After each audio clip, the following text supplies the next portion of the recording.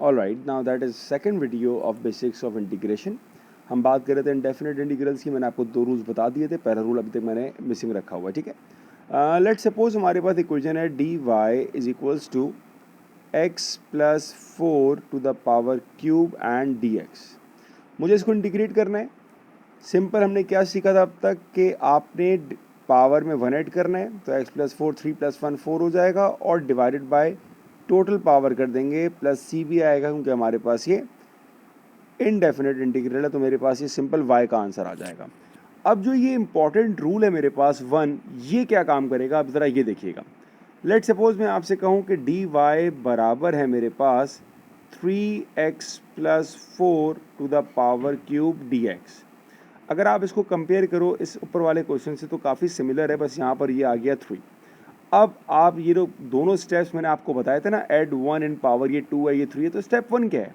Step 1 आपको ये कहेगा derivative of function should be present. इतना इम्पॉर्टेंट रूल है कि अगर ये आपको समझ में आ जाएगा तो कोई फॉर्मूला याद करने की ज़रूरत नहीं है। देखें अब कैसे अप्लाई करना है। अब तक हम इसको अप्लाई कर रहे थे लेकिन सिर्फ नज़र नहीं आ रहा था। कैसे?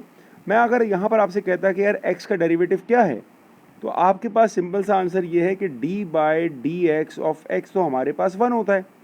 अब 1 यहाँ पर लिखा हो या ना लिखा हो कोई फ़र्क नहीं पड़ता। तो ये जो कह रहा है derivative of function should be present, आप इस एग्जाम्पल में देखो बेटा, बहुत इंपॉर्टेंट चीज़ है कि इस एग्जाम्पल में जो आपका फंक्शन है दैट इज़ 3x प्लस 4। आपने 3x प्लस 4 को इंटीग्रेट करना है, बट आप नहीं कर सकते। क्यों नहीं कर सकते? यहाँ पर एक कॉन्सेप्ट मैं आपको बता रहा हूँ, याद रखिएगा, लॉक एंड की, ताला और उसकी चाबी। ये जो है ना, ये अभी लॉक हुआ है, इसकी की नहीं है आपके पास। अब की का मतलब क्या हुआ? अब ज़रा ध्यान से सुनिएगा। मेरे पास फंक्शन है 3x plus 4 power cube and d x. Alright बेटा, की का मतलब है इसके फंक्शन का डेरिवेटिव पार्ट। ये भी ताला लगा हुआ है, आपको इसको खोलने के लिए एक की ज़रूरत पड़ेगी। वो की क्या है? वो है आपके फंक्शन का डेरिवेटिव। अगर मैं आपसे पूछूं कि आपके फंक्शन का डेरिवेटिव क्या होगा, तो आपके फंक्शन का डेरिवेटिव यहाँ पर मौजूद है, विच इज़ 3। अब मेरे पास जो चाबी है वो 3 है, ये तो मैंने आइडेंटिफाई कर लिया, बट वो चाबी है नहीं यहाँ पर।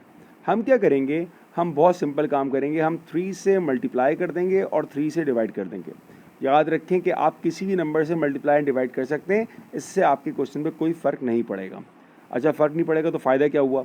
फ़ायदा ये हुआ कि अब जो ये पूरा पार्ट है ये आपका रेडी हो गया इंटीग्रेट होने के लिए, या यूं समझें कि इस ताले को चाबी मिल गई है। अब ये ताला ओपन हो जाएगा, मतलब ये इंटीग्रेट हो जाएगा। अब इंटीग्रेट कैसे होगा? अब तो और आसान सवाल शुरू हो गया।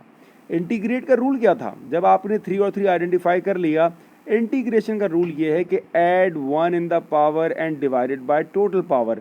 जब आपको ये ताले की चाबी मिल गई, अब आपने वही काम शुरू करना है भाई। 3x plus 4 to the power 3 प्लस 1 4 डिवाइडेड बाय 4। तो सवाल उठता है कि ये वाला 3 कहाँ गया? ये वाला 3 कहीं नहीं गया, ये वाला 3 अपनी जगह पर प्रेजेंट रहेगा, एंड देन प्लस c।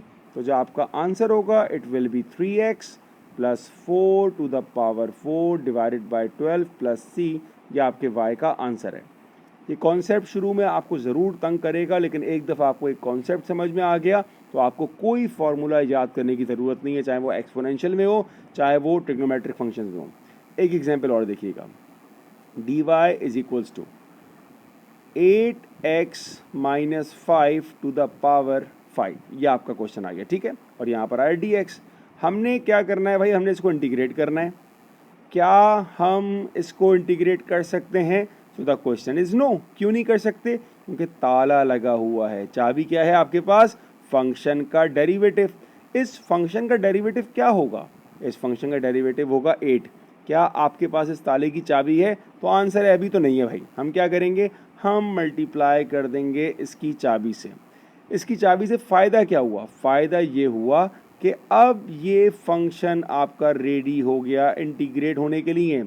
और इंटीग्रेशन का मतलब क्या होता है? ऐड 1 इन द पावर, तो 8x minus 5 to the power 6 divided by total power 6, और जो ये 8 आपका लिखा हुआ था ये एज इट इज़ अपनी जगह आ जाएगा और इनडेफिनिट की वजह से प्लस सी आपको लगाना पड़ेगा।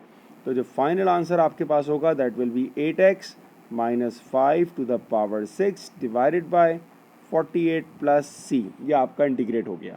एक एग्जाम्पल और ले लेते हैं अंडर रूट साइन के साथ। तो dy is equals to under root of 5x minus 4 dx। Alright, सबसे पहला काम अंडर रूट को लिखेंगे हम रेडिकल फॉर्म में, ठीक है, सॉरी इंडेक्स फॉर्म में। 5x माइनस 4 अंडर रूट का मतलब होता है हमारे पास 1/2 और dx अपनी जगह आ गया। फंक्शन अभी इंटीग्रेट हो सकता है, सवाल है नहीं। क्यों नहीं है भाई? क्योंकि डेरिवेटिव प्रेजेंट नहीं है, ताले की चाबी नहीं है। अच्छा जी, लॉक हुआ हुआ है। लॉक की चाबी क्या है तुम्हारे पास? आपके पास चाबी है इसकी, इसका डेरिवेटिव वो क्या हो जाएगा? वो हो जाएगा 5। तो आपको सिर्फ यहाँ पर चाबी अप्लाई करनी है। इसका मतलब ये हुआ कि आपको मल्टीप्लाई करना है 5 से और डिवाइड करना है 5 से। फ़ायदा ये हुआ कि अब इसका डेरिवेटिव इसके साथ मौजूद है। ऑलराइट, इसका मतलब अब ये 5 इसके साथ में लेके इसको इंटीग्रेट कर देगा। इंटीग्रेट का मतलब क्या होता है वो हम सब जानते हैं कि ऐड 1 इन द पावर। तो ये आ रहेगा 5x minus 4 1/2 plus 1 it's 3/2 divided by 3/2 और ये जो 5 था ये अपनी जगह आ गया प्लस सी।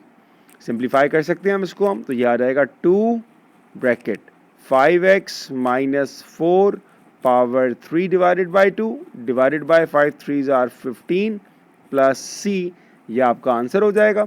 ये 2 ऊपर जाएगा तो ये आके मल्टीप्लाई हो जाएगा एंड 5 3s आर 15। ये हमारा आंसर।